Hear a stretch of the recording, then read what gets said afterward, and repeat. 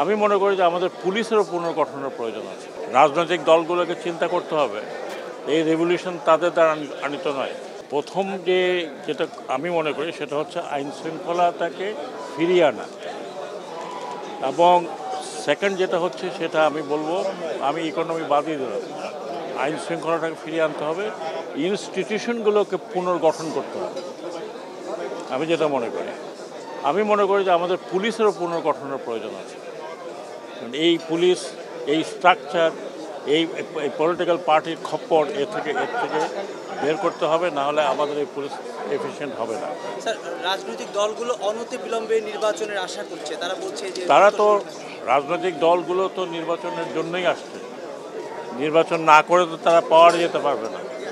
But আমি ওই দিনও বাইরে থেকে বলেছি, এখন তো দায়িত্ব নিয়ে বলছি, রাজনৈতিক দলগুলোকে চিন্তা করতে হবে, এই রেভলিউশন তাদের দ্বারা আনিত নয়। এই রেভলিউশন আমাদের ইয়াং জেনারেশন বুকের রক্ত দিয়ে এনেছে, তো রক্তটা শুকাতে দেন, ইনস্টিটিউশনগুলো গড়ে তুলতে দেন।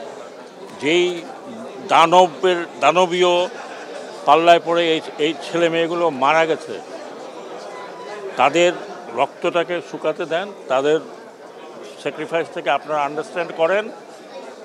তারপরে আমি মনে করি ইনস্টিটিউশন চেঞ্জ করতে হবে, এই ব্যবস্থা দিয়ে চলবে না। পলিটিক্যাল পার্টিকে নিজেকে চেঞ্জ করতে হবে।